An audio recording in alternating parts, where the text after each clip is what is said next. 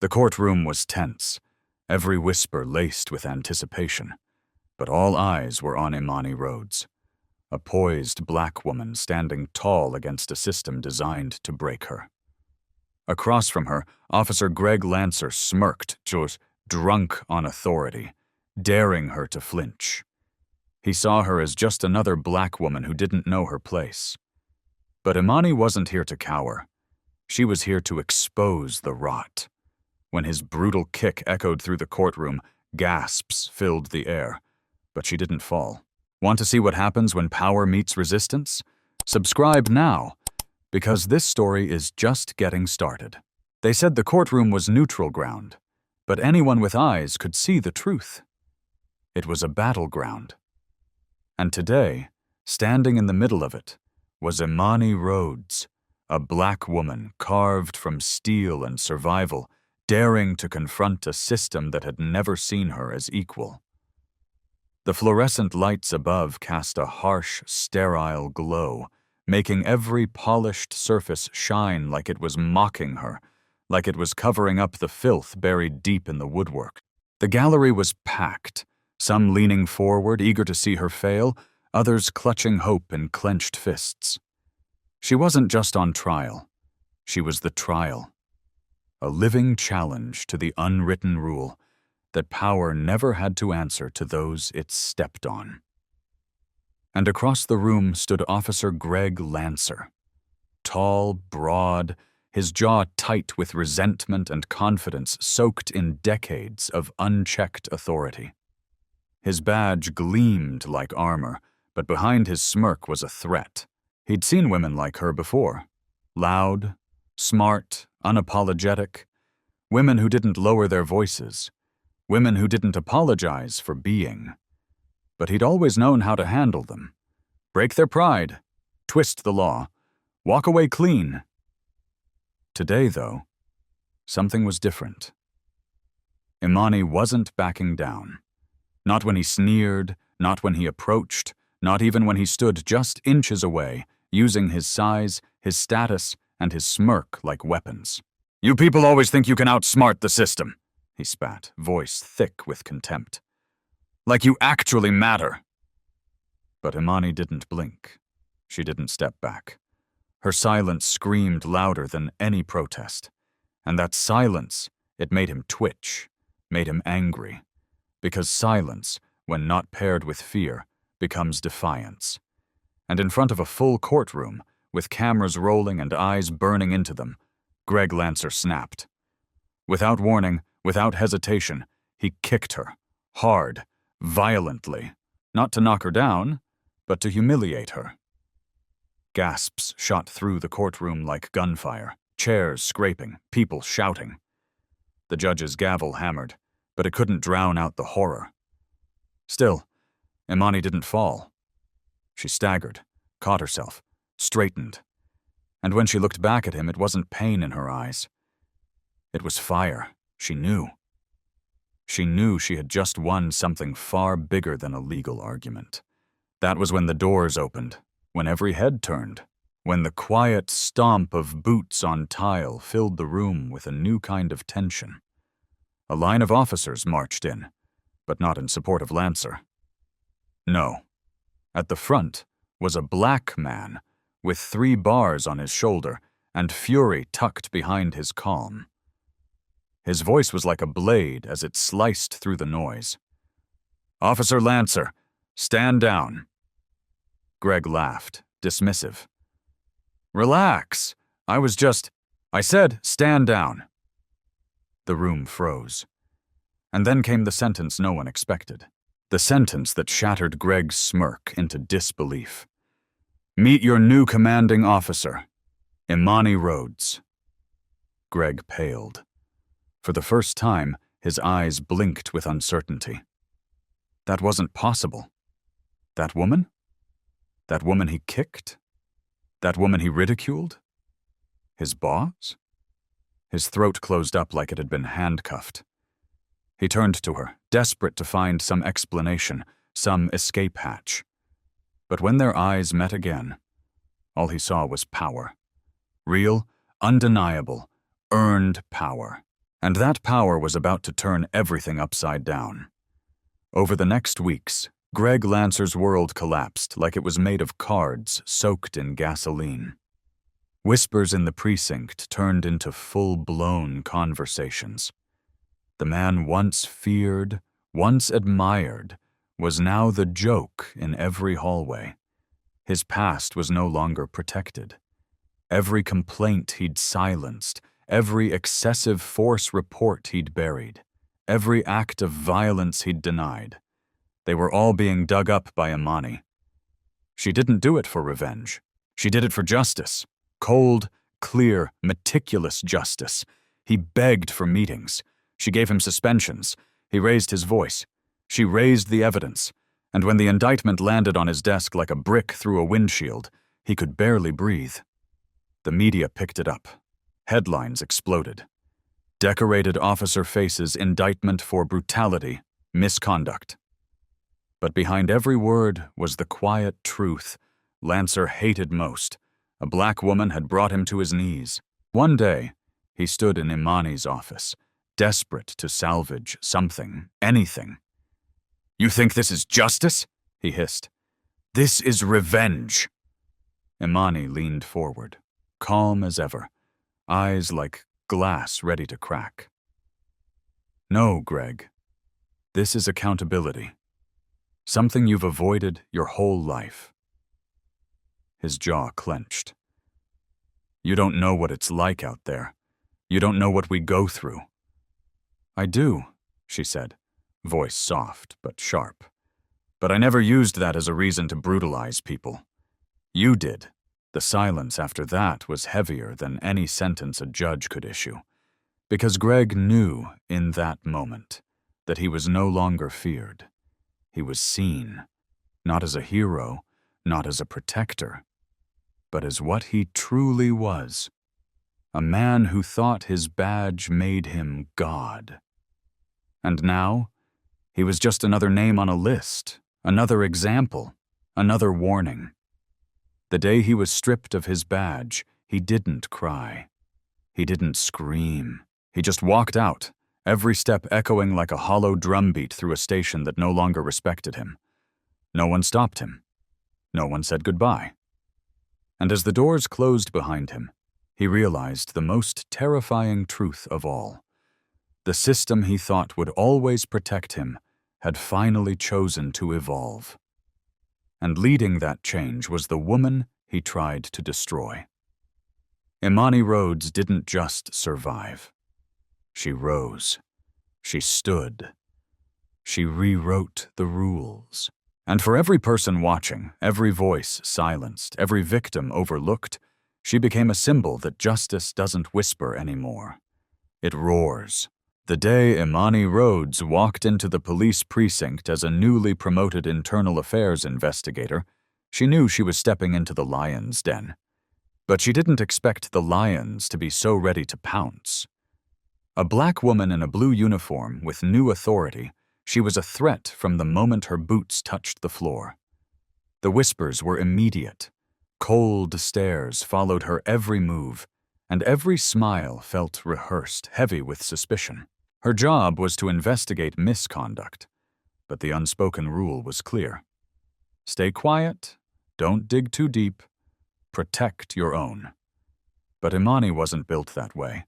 She had grown up watching her father, a civil rights lawyer, march against injustice, speak truth in hostile rooms, and tell his only daughter that silence was a form of complicity. So when Imani uncovered a pattern of excessive force reports linked to one officer, Greg Lancer, it was impossible to look away. His record was clean, too clean, and the deeper she dug, the more the dirt surfaced. Altered reports, missing footage, coerced witnesses. She brought it to her supervisor, expecting support, but instead was told to focus on less sensitive cases and remember what team you're on. The message was clear. Back off. But Imani couldn't. Not when the victims looked like her cousin Jamal, who'd been roughed up by cops and never got justice. Not when one of the names on a complaint list belonged to a teenage boy who now walked with a limp. Still, she pressed forward alone. The more evidence she collected, the more dangerous things became. She returned to her car one night to find the windshield shattered and the words "rat" sprayed across the hood. Another time, a file she needed mysteriously vanished from the evidence locker. She filed internal complaints, but they went nowhere. Soon, even her fellow officers stopped speaking to her entirely. She ate lunch alone, walked the halls like a ghost, and felt the eyes of the department press down on her like a loaded weapon. Her phone buzzed constantly with unknown numbers, silent calls, or distorted voices whispering threats. Then came the worst night, the night they tried to break her. She was heading home after a double shift when her brakes failed on a winding road. She swerved, barely avoiding a collision. The mechanic said someone had tampered with her lines. That night, she sat in her apartment, tears slipping silently down her cheeks as she stared at the case files on her coffee table. She had never felt so isolated, so powerless. But that's when she remembered her mother's voice. They only come this hard when they're scared of what you're holding, and Imani was holding something explosive. Her investigation had led her to the most recent victim, a young woman named Keisha, who had filed a complaint saying Officer Lancer shoved her face first into the sidewalk during a traffic stop, then laughed as he watched blood run from her nose. The complaint had been buried, written off as lack of evidence, but Keisha had pictures, ones no one had ever asked to see.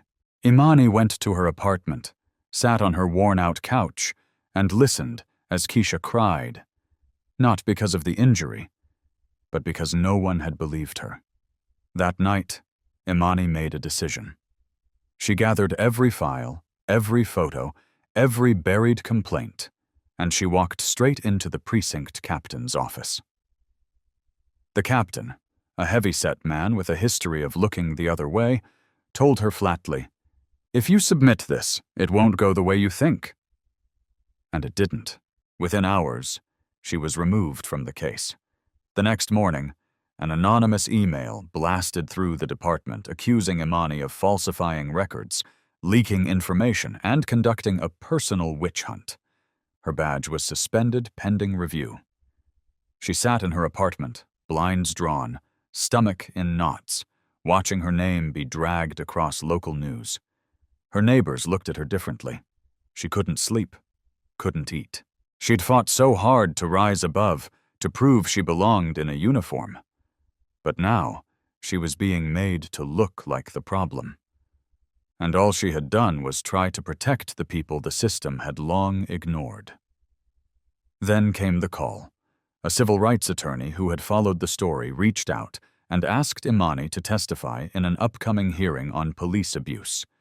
She agreed. The courtroom was packed, a suffocating tension hanging thick in the air as Imani took the stand. And across from her sat Officer Greg Lancer, arms crossed, badge gleaming, eyes seething. She laid everything out, the files, the victims, the silence. She didn't stutter, didn't flinch. Even when Lancer leaned forward with that smug smirk and said, "You people always think you can outsmart the system," she didn't look away. She was here for Keisha, for Jamal, for every name in those files. But when the court took a recess and Lancer approached her with cold amusement and muttered, "Let me teach you what happens when you mess with real authority," she braced herself. What happened next was captured on every camera in that courtroom. Without warning, Lancer kicked her, a calculated act meant not just to injure, but to humiliate. She stumbled, gasps erupting from every corner, but she didn't fall. She straightened, eyes burning with fury, and stared him down. Judges yelled. Gavel slammed.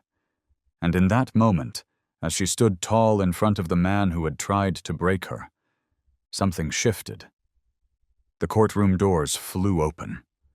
Officers marched in, led by a commanding officer who locked eyes with Lancer and said the words that would shatter the illusion of power.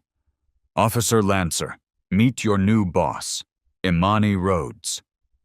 The silence was deafening. Lancer's confidence evaporated in an instant. He looked at her like he had just seen a ghost. But she wasn't a ghost. She was a reckoning. Over the following weeks, she led an internal investigation that shook the entire department. Lancer was stripped of his badge, indicted, and disgraced. Other officers who had backed him suddenly found themselves under scrutiny. Some tried to fight back. Others left the force entirely. But Imani stayed. Through threats, through backlash, through quiet dinners eaten in a locked office. She stayed.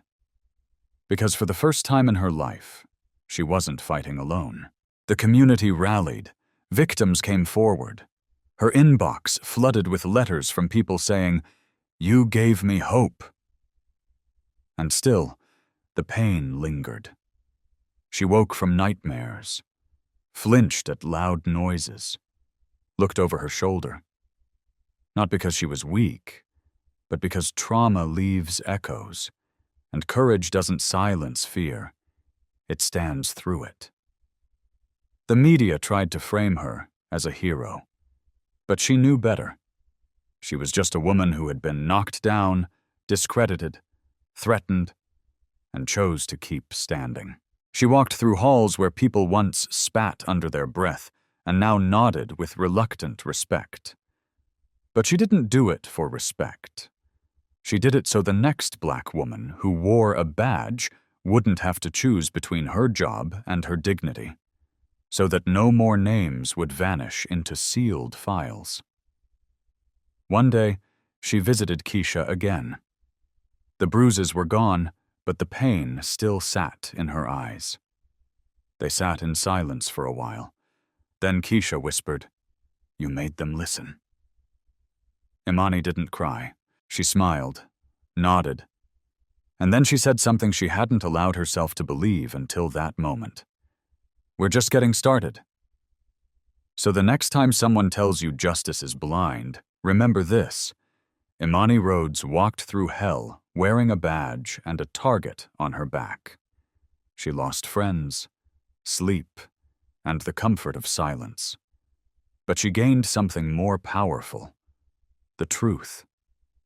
And with it, she turned the very system that tried to destroy her into the ground she rose from. Want to know what happens when truth doesn't back down? When power is forced to answer for its sins? Subscribe now, because Imani's story may be one chapter, but there are so many more waiting to be told. And if you've ever felt unseen, unheard, unprotected, this story is for you. The rain fell like judgment that night, soaking the streets, slicking the pavement outside the courthouse where Malik Evans sat slumped on a bench, head in his hands, his heart pounding with the kind of pain words couldn't name. His clothes were damp, but it wasn't the water that chilled him. It was the betrayal, the humiliation, the raw disbelief that after everything he'd done to play by the rules, he'd still ended up here, staring down a justice system that had never meant justice for men like him. Malik had always believed that if you worked hard, kept your head down, stayed out of trouble, you'd be all right.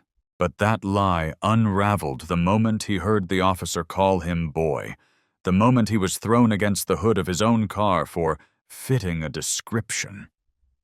That phrase haunted him. Fitting a description. What does that even mean when all they see is your skin, not your name, not your story, not your pain? Malik wasn't a criminal. He was a teacher, a mentor, a man trying to make it out without being swallowed by the streets that took his brother at 17 and never gave him back. And yet here he was, handcuffed in public, his face pressed into the concrete, the barrel of a gun pointed at his back, all because he had the audacity to exist while black in the wrong neighborhood. But that was just the beginning. In the days that followed, everything unraveled like a thread pulled from the seams of his life.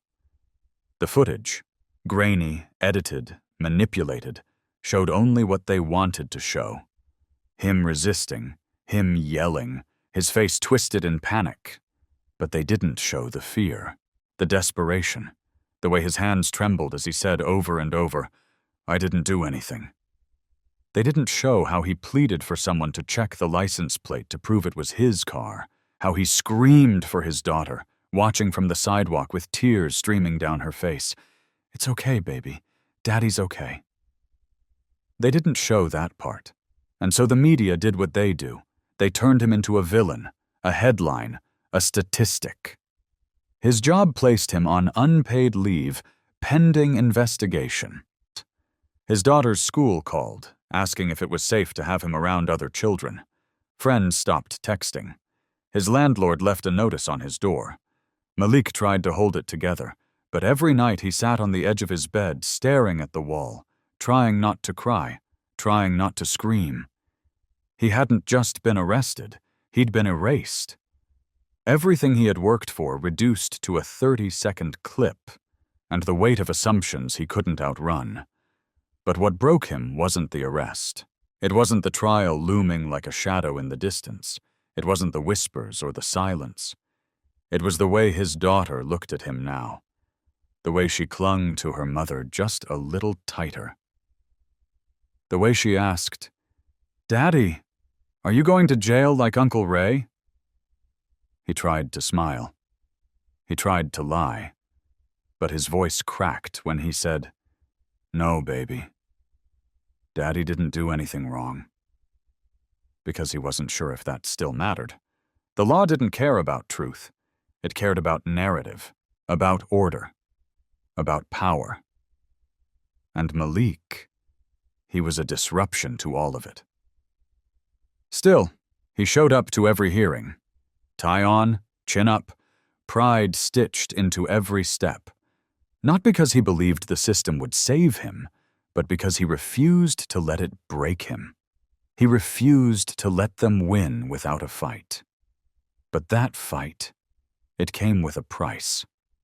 The courtroom was sterile, cold, a place where stories were cut into pieces and facts were twisted into weapons. And sitting across from him, in that suit too clean and smirk too comfortable, was Officer James Coyle, the man who had shoved Malik into the ground, called him names, laughed as his wrists bled in the cuffs. The man who swore under oath that Malik had reached for something, that he feared for his life. Malik watched as the jury listened, watched as the prosecutor nodded, watched as the truth slipped through cracks in a system that had never been designed for him to survive. His lawyer, underpaid and overworked, did his best. But how do you explain pain to people who've never lived it? How do you explain fear to those who have always been protected? How do you explain that you don't hate the police, you just don't want to die at their hands for walking to your own car? No one wanted to hear that. Not really. And yet, Malik spoke. When they gave him the floor, he told his story, not with anger, but with sorrow. He talked about growing up in a neighborhood with more liquor stores than libraries, about losing his brother to gang violence and swearing he'd never follow that path, about getting a scholarship, becoming a teacher, trying to show kids that they could choose differently, about the day he was dragged into the dirt, how it rewrote his daughter's idea of safety forever. His voice cracked. His hands trembled.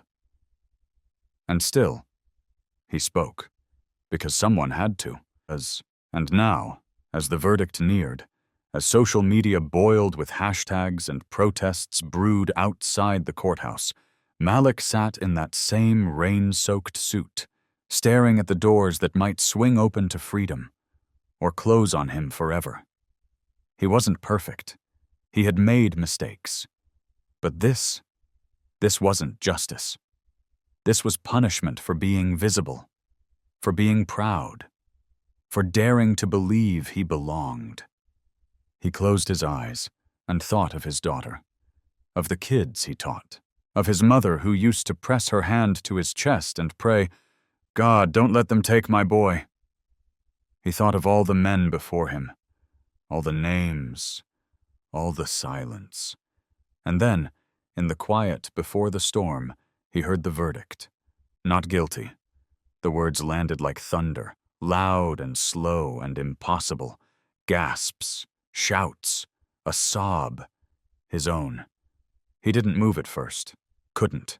The judge's gavel slammed like a heartbeat. His lawyer leaned in, whispering, "You're free, Malik." But freedom didn't feel real. Not yet. Not when the damage had already been done. He stepped out of that courtroom into a crowd of reporters, flashing cameras, people chanting his name. But none of it mattered. He looked up, and there, through the blur of lights and rain, was his daughter, arms outstretched, running toward him. He caught her, held her, sank to his knees. And finally, he wept.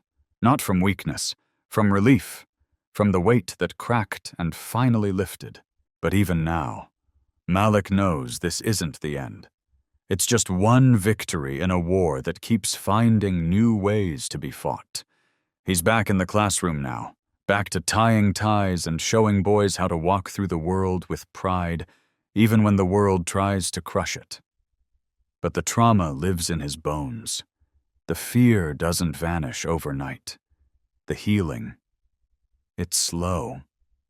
And some days, he still wakes up flinching at shadows. Still rehearses what he'd say if it happens again. Still wonders if next time there won't be a courtroom, just a grave. But every day he wakes up and chooses to fight. That's a win. That's power. No one knew exactly what Harper Lane had done, but everyone could feel it. The whispers started before she even walked through the courthouse doors, carried on the breath of those who had tried and failed to bury her in silence. She stepped into the courtroom like a shadow with purpose, her expression unreadable, her eyes carrying a weight that didn't come from guilt, but from truth. The kind that sits on your chest like a secret you're dying to tell, but can't. Because once it's spoken, the world shifts, and nothing is ever the same. Harper wasn't the kind of woman who invited curiosity. She demanded it. Every reporter in the building was scribbling notes, lenses trained on her like she was a ghost returned to haunt the living. Everyone wanted to know, what did she do? Why had this once respected community outreach director suddenly become the center of the biggest legal firestorm the city had ever seen? How did someone known for feeding the hungry, comforting the grieving, mentoring at-risk youth, how did she end up standing trial under charges so vague, so carefully worded, they reeked of cover-up? The prosecution called it unauthorized access and exposure of internal law enforcement data. But the people, they called it something else. Some called her a criminal, others called her a hero. And Harper? She didn't call it anything. She let the silence speak, and in that silence, the truth waited like a loaded weapon behind her lips. No one knew about the night she stayed late at the youth center, scrolling through old city records after a teenager she mentored. Marcus disappeared without a trace. No one knew about the tip she got at midnight, an anonymous voicemail that whispered, "Check Officer Dalton's files." He wasn't alone that night. No one knew how her hands shook as she typed in the access code she wasn't supposed to have, how her heart nearly exploded in her chest when she opened a hidden folder labeled Hold Non-Disclosable. No one knew that inside that folder were surveillance photos, unredacted reports, and a list of names of black and brown youth who had all resisted arrest and ended up in body bags. No one knew that Marcus's name was on that list. Harper stared at it until her tears blurred the screen, until her breathing turned ragged, until she understood the weight of what she was holding. Proof of a hidden unit inside the department operating like ghosts, off-book, beyond oversight, eliminating threats before they could speak. But the real question, the question that no one could answer, was what she did next. Did she leak the files? Did she blackmail someone? Did she go to the press, the police, or did she take it further? Something unbelievable. All anyone knows is that a week later, 3 officers disappeared. Not dead, not arrested, just gone. Their houses empty, phones off, bank accounts frozen, vanished like smoke. A week after that, Harper was arrested in the middle of the night by federal agents wearing unmarked vests, not saying a word. Her lawyer didn't speak. Her friends were watched. The city shifted into a fog of uncertainty and suspicion, and when Harper stood in court, they asked her directly, "What did you do?" She looked at them, her voice quiet, haunting, and said, "I made a choice." The courtroom fell into a silence so heavy it felt like the walls leaned in. The judge demanded a straight answer. The prosecution pushed for a confession. But Harper simply repeated, "I made a choice." Every day of the trial felt like walking through smoke. Witnesses disappeared. Evidence was deemed inadmissible. Key files were suddenly lost in transit. And yet Harper never broke. She sat with that same stillness, like someone who had already made peace with whatever came next. What terrified them most wasn't what she said. It was what she didn't. The mystery wrapped itself around the city like a coiled wire. What did she do to the missing officers? Were they alive? Did she expose them or erase them? Did she break the law or dismantle a machine no one dared to touch? Some said she hacked into federal servers. Others believed she had help from rogue officers on the inside. A few even claimed she was working with an underground group of ex-cops turned whistleblowers who had been biding their time, waiting for someone brave enough to strike first. But the truth? Harper carried it like a wound, and she let the world bleed over trying to find it. And the risks, God, the risks. They said she was offered a deal. Plead guilty, serve 3 years, and the case disappears. She said no. They threatened to bring charges against her team at the center. She refused. They froze her assets, bugged her phone, followed her daughter to school, showed up at her sister's job, warned her friends to back away. Still, Harper said nothing, because silence, in her hands, was no longer fear. It was power. It was control. She took the unbelievable risk of staring down the entire city's justice system and betting her life that the people watching, the people hurting, the people listening, would see her, would understand that she didn't just take files, she tried to shake the foundation they were built on. And now, with the verdict moments away, Harper sat at the defense table like a woman at the edge of something irreversible. Behind her, rows of spectators sat stiff, as if holding their breath could protect her. Some wore shirts that read, "Truth has no badge." Others held signs. One read, "What if she saved lives?" Another said, "We believe her, but what do you believe?" That's the question Harper wants you to ask. Because whatever she did, whether it was legal, ethical, or something in the dark gray between, it was done to stop the bleeding, to protect boys like Marcus, to fight for mothers who bury their sons without answers, to keep names from becoming hashtags. And as the judge lifted the verdict slip, Harper's fingers curled tight. No one moved. Not the jury. Not the press. Not the men in dark suits posted by the exit. The judge spoke. On the charge of unlawful access of protected law enforcement systems, not guilty. A gasp. Then silence. Then, on the charge of obstruction of justice, not guilty. And then, acquitted on all counts. The room exploded. People wept. Reporters shouted. And Harper? She just closed her eyes. Not in relief, but in release. because it wasn't over. Not even close. She still carried the scars, the threats, the knowledge. But now she was free. Free to keep fighting. Free to tell her story. Free to finally ask you, the listener, what would you have done? Because here's the thing. Harper didn't do it for recognition. She didn't do it to be a hero. She did it because someone had to. Because the system wasn't broken. It was working exactly as designed. And she was tired of watching it swallow children, bury truth, and silence pain. So now, if you're watching this, if you felt every beat of her silence like thunder in your chest, if you see her not as a suspect but as a survivor, comment below. Tell Harper she's not alone, that her risks weren't for nothing, that the mystery she carried, the silence she protected, the danger she embraced, it meant something. Because we need more Harpers. We need more people willing to walk into fire, knowing they might never come out. And if that's not courage, what is? David Reese was never the kind of man who sought the spotlight. He found peace in small things, in planting seeds in his community garden, in tutoring kids after school, in walking home the long way just to watch the sun fall behind the buildings.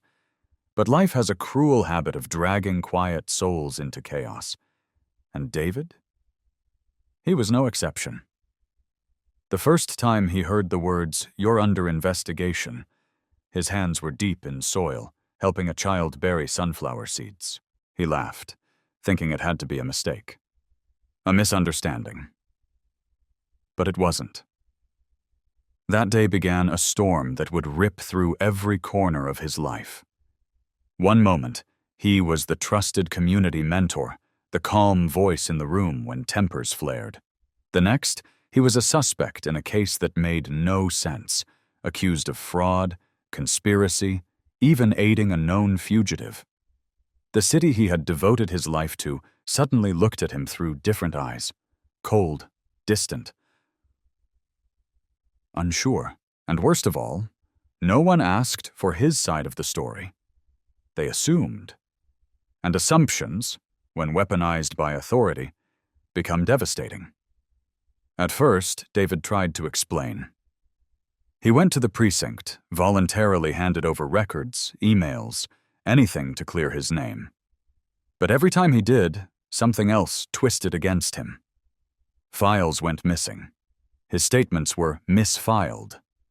Witnesses changed their tune. And beneath it all was the chilling realization that someone wanted him to fall and had the power to make it happen. The problem started long before David realized it.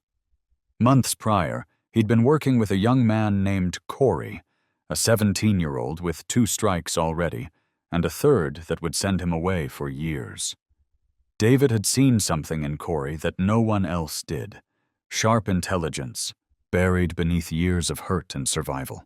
So when Corey came to him late one night, terrified, whispering that he'd witnessed a plainclothes officer plant drugs during a routine stop, David listened. He told Corey he'd help, that they'd do it the right way, file a report, document it. But Corey had already tried. The report never went anywhere. No badge number, no name. Just silence. Fearful and desperate, Corey ran, disappeared into the streets, and when the department couldn't find him, they turned to the man they knew had helped him, David. That's when the accusations began. They said he had harbored a fugitive, that he was running a protective network for criminals under the guise of community work, that his center was a front. They said everything but the truth. And no matter how much he denied it, no matter how many people he'd helped over the years, it didn't matter, because the officer Corey accused? He wasn't just anyone. He was someone with friends in high places.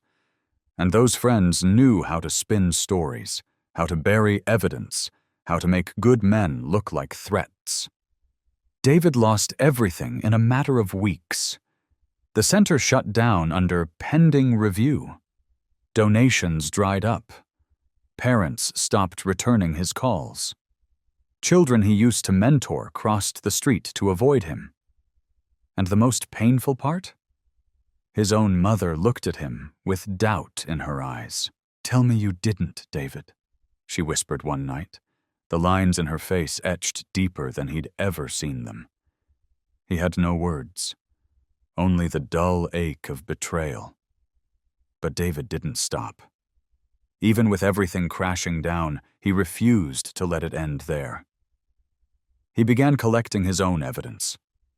Every document, every email, every witness they'd overlooked. He reached out to journalists, lawyers, anyone who would listen. Most didn't. Some were too scared, but a young public defender named Maya took the case. She believed him, and together they started piecing together the truth. Corey wasn't the only one. There were 3 others, 3 young men who had all filed complaints against the same officer. All had vanished from the system. One had accidentally been deported. Another died in custody under uncertain circumstances. The third? Still missing. Maya dug deeper, and what she found made her hands shake. A hidden database, sealed from public access, of non-essential complaint files.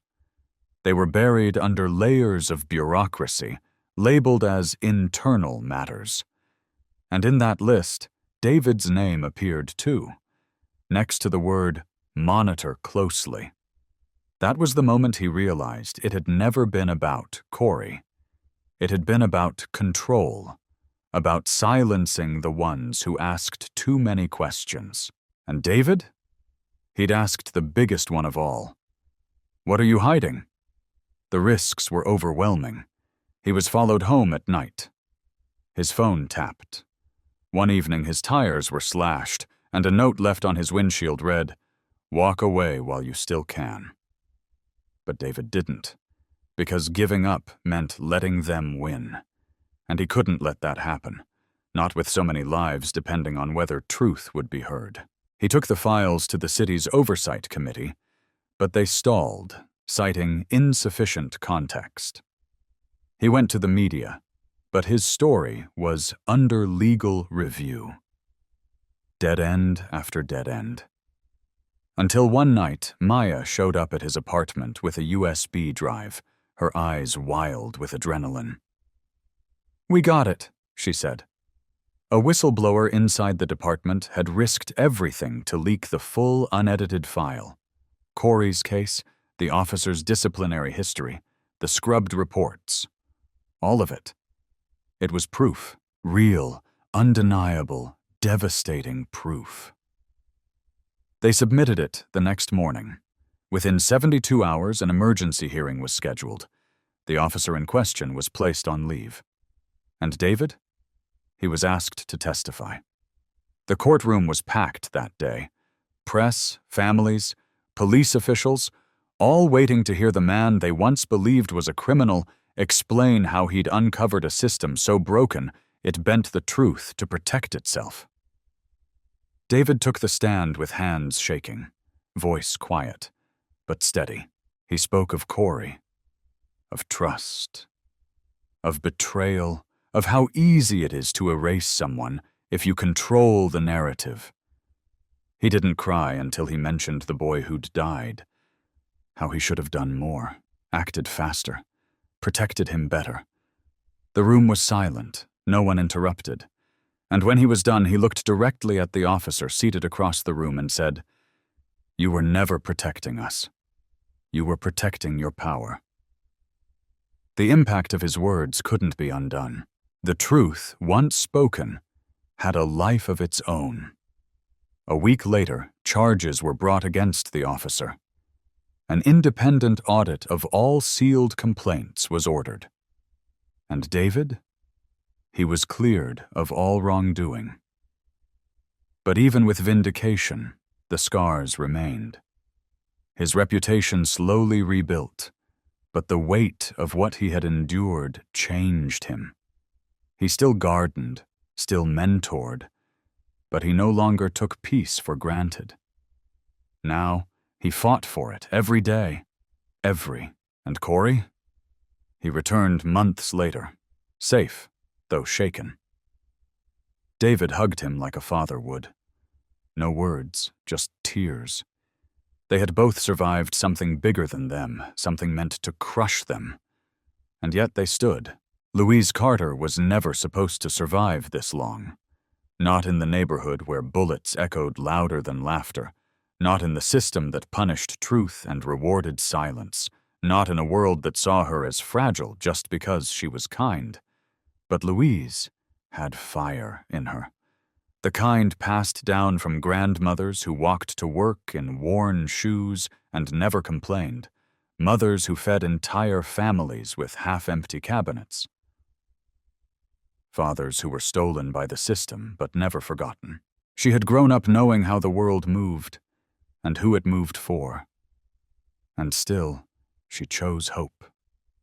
She became a nurse, pouring her soul into healing people no one else wanted to touch. Addicts, ex-cons, runaways. Louise didn't see their records. She saw their wounds, their stories, their fight. But one night, everything changed. She came home to her apartment ransacked, not stolen, searched. Her files, her laptop, the notebook she used to track suspicious injuries from patients too scared to speak, all gone. And on her mirror, written in red marker, were 5 words. Stop asking questions, or else. It all started when a boy named Elijah came into her clinic with a busted lip and bruises shaped like a baton. He was 12, said he fell off his bike. But his eyes told a different story. Louise knew that look. She'd worn it once herself, years ago, when a plainclothes officer slammed her to the ground for walking home past curfew. She didn't forget that pain. So she asked Elijah again, softly. And that's when he whispered. It was the cop in the green car. At first, she didn't know what to do. She was a nurse, not an investigator. But as the weeks went on, more boys came in. Similar injuries.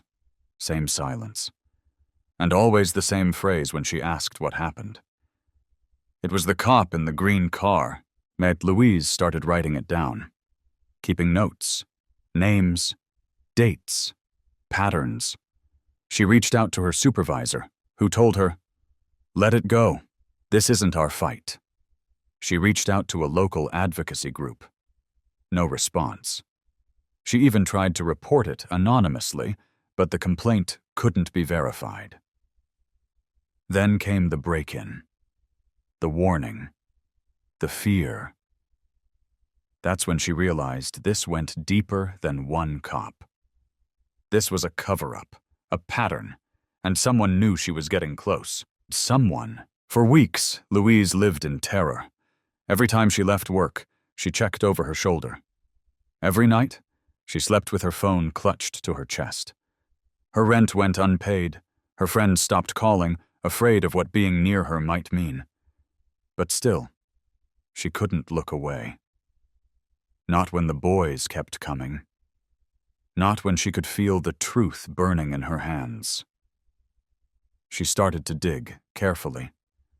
A nurse at a nearby clinic said she'd seen the same injuries. A teacher mentioned a student who flinched whenever a siren passed. Slowly, the picture came into focus.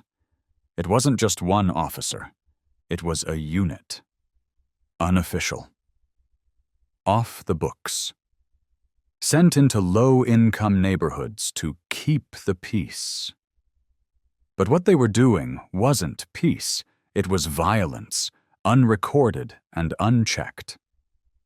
Louise documented everything, storing it on an encrypted flash drive she wore on a chain around her neck. It was the only thing she had left. And then the danger escalated. One night, she found her cat dead on her doorstep, poisoned. No note, just the message. She couldn't stop shaking. Her hands wouldn't work. Her body collapsed to the floor in a sob she couldn't control. All she ever wanted was to help people. Why did that make her a target? But in the middle of her grief, she got a message. From Elijah's mother. She wanted to talk. They met at a church late that night, whispering in the pews. The mother told her everything, the names, the nights, the way the officers laughed while they hit her son. She had tried to speak up, but every door closed in her face. "You're the only one who listened," she told Louise, her voice shaking. "You're the only one who cared." That was the moment Louise knew she couldn't back down, no matter what it cost. She went to a local reporter, off the record, told him everything, showed him the files, the flash drive, the statements. At first he was skeptical, but then he saw the photos, heard the pain in her voice. He promised to help. But the day after their meeting, his car was set on fire. No one was hurt. But he stopped returning her calls. She understood. People were scared. So was she. But she kept going.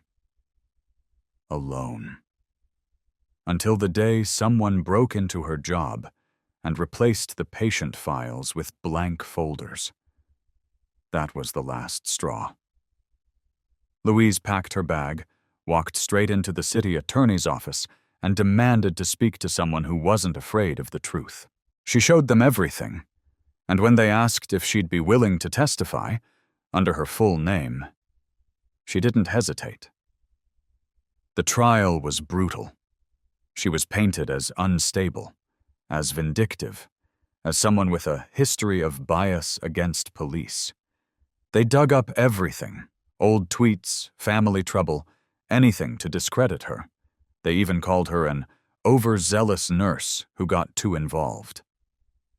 But when she took the stand and looked those officers in the eye, she didn't tremble. She told the jury what she'd seen, what she knew, what had been done to those boys.